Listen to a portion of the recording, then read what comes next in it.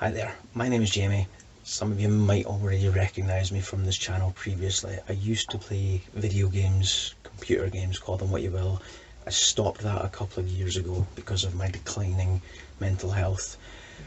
I wanted to get back into making videos, but it won't be computer games. I mean, there might be the odd one or two that I'm playing with my partner or my child, but for the foreseeable future it will be videos covering my new hobby of woodworking,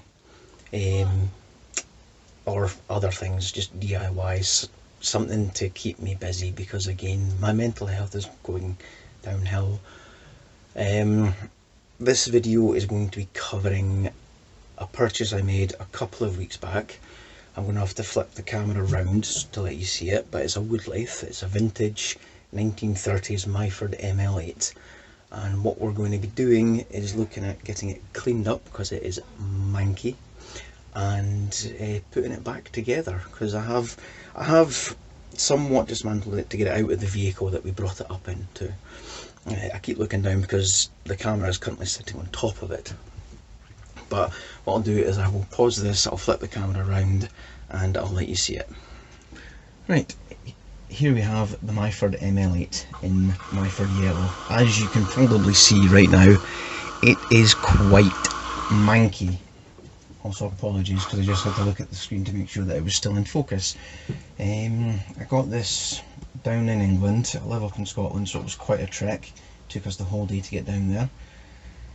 Like I said earlier on, I have dismantled it as much as I needed to get it out of the car. So I took I undone the headstock and the bed to lift it off. I took the motor out as well because the motor weighs about the same as my child. So that's in here now. It's in the shed. I'll just bring you down so we can have a look at some parts. I've got a fair amount of goodies with it as well, but as you can see, it is absolutely manky. So what we're going to be doing is we're going to be just cleaning it up just now. The bed itself is covered in little rust spots, so it's quite rough to slide along. But yeah, I'm quite happy with my purchase. I will be rewiring it as well because the cable looks like it's been chewed by everything in the previous owner's shed. I got this for an absolute bargain as well. But there's the tailstock. I'm going to be replacing that because it is broken. I'll show you. Let's just unscrew that. We'll lift that up.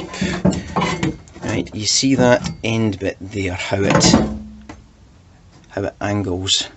That is meant to be just one flat piece. I'll see if I can put a picture in to let you see what it's meant to look like. It's not meant to have this arm or that turn handle. It's meant to have a proper fitted hand wheel at the end of it.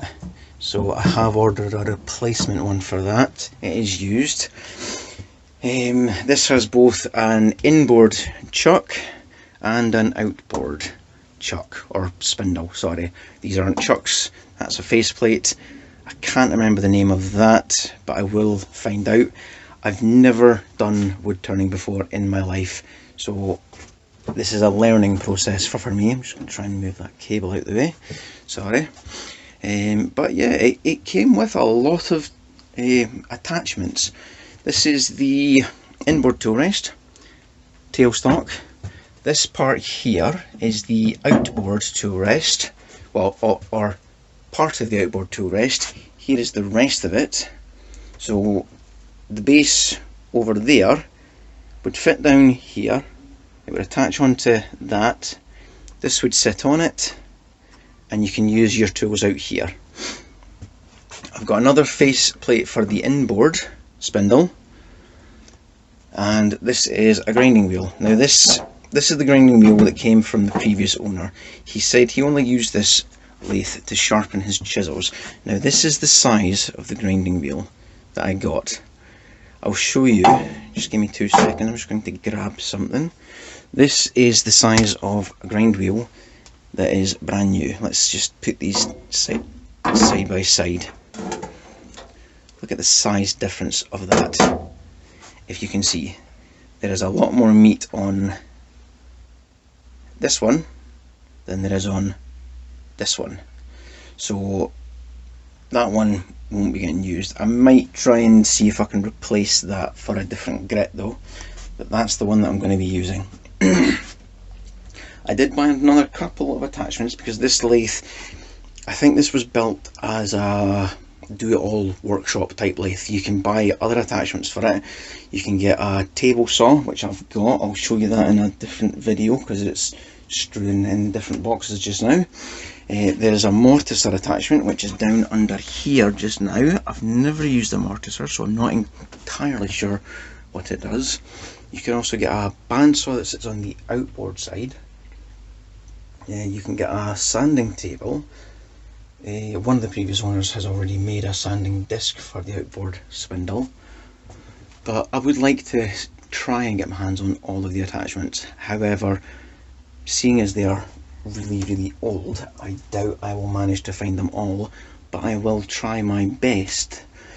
But yeah, like I said, we're just going to try and clean it up because, as you can see, it is disgusting. So I'm just going to set the camera down, tidy this up, and we will take it from there and see how it goes. Right, that's everything tidied away, so we're going to start cleaning. I'm going to just use some solvent and degreaser. Because it's a solvent based thing, I'm going to put a mask on so you're not going to hear me talking. So I'm just going to do a time lapse of me trying to clean up basically the headstock, the bed and the top of the cabinet. I do at some point want to repaint it, but right now I don't have the space because I'm only in an 8 foot by 6 foot shed. So I will see you at the end of the time lapse.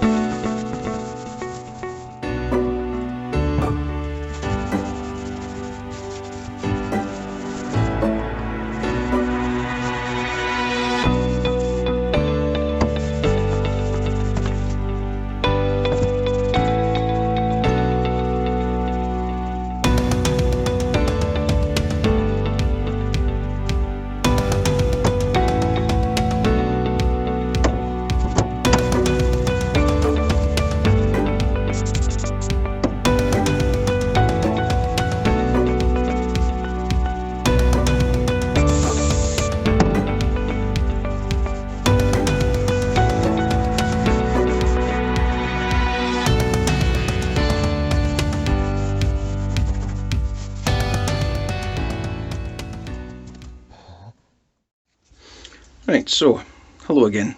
We are done with the first clean. As you can see, it's a lot better than what it was. It is no longer manky. Here is the pulley cover. It is no longer covering my hands. Had a bit of a problem with the spray can. it started spraying and then it just wouldn't stop spraying, so that's why you saw me kind of tipping it out. But yeah, it looks a lot better. I do think I'm going to have to take a wire wheel to some of this though, because some of the dirt is just caked on completely, but that's fine. This is all about cleaning this up and getting it ready to work again. But it looks a lot better, but I'm definitely going to have to sand this down, because especially here the rust is really bad, so I'm going to have to smooth that down with some wet and dry or a wire wheel. But yeah, so it looks a lot better. Like I said, I am going to have to probably take a wire wheel to get the majority of the rust off. There's the logo, Myford ML8. It's a beautiful machine. I've been looking for a wood lathe for a while now, probably about a year, and all the modern ones I saw I just didn't like, and then I just happened across one of these on eBay and I just fell in love instantly, because it's not boxy, it's not square, it's round. Well, rounder. It's not industrial made. Well, it probably was, but still, it doesn't look like it was just mass produced.